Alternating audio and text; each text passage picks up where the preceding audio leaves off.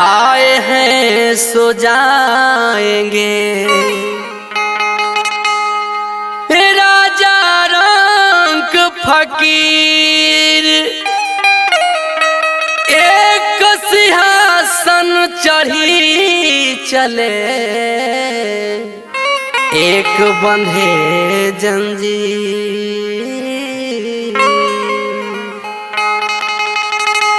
चलिए आए भैया, एगो जीवन के सच्चाई जौन बा वो आप सबके बीच में सुनावे जा रहल बानी निर्गुण के माध्यम से। आप सब सुनी, अपना आशीर्वाद प्यार दुलार दी। कैसन लागल जरूर बताई। एक दिन नदी के तीरे जात रहनी,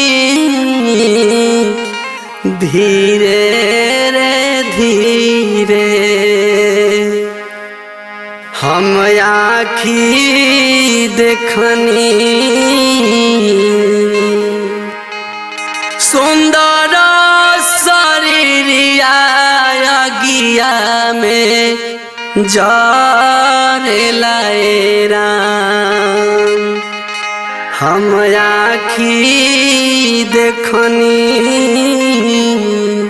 सुंदर शरीरिया गिया में जाने लाए राम। एक दिन नदी के तीरे जात रहनी धीरे धीरे, एक दिन नदी के तीरे जात रहनी धीरे धीरे हम आँखी देखनी, हम आँखी देखनी, सुंदर शरीरिया गिया में जार लाए राम। हम आँखी देखनी, सुंदर शरीरिया गिया में जार लाए राम।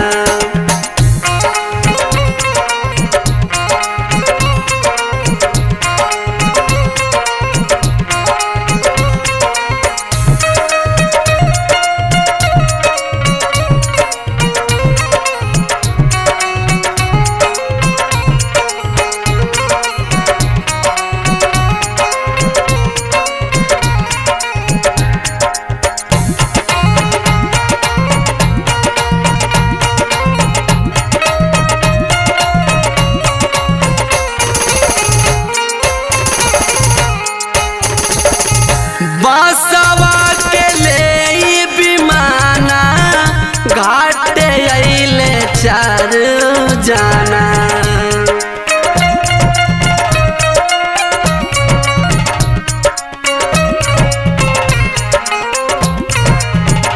बांसवा के ले विमाना घाटे अइले चार जाना।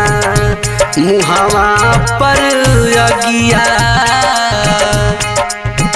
मुहावा पर अगिया अपने जमला का उहावा धार लाए राम। मुहावा पर अगिया अपने जमला का उहावा धार लाए राम।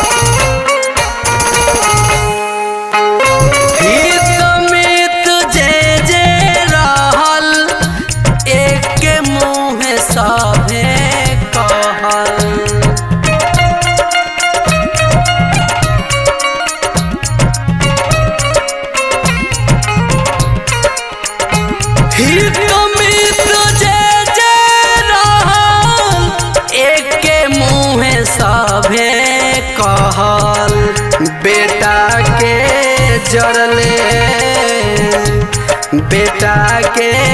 जरले बापूजी के सुंदर तनवा तर लाए राम।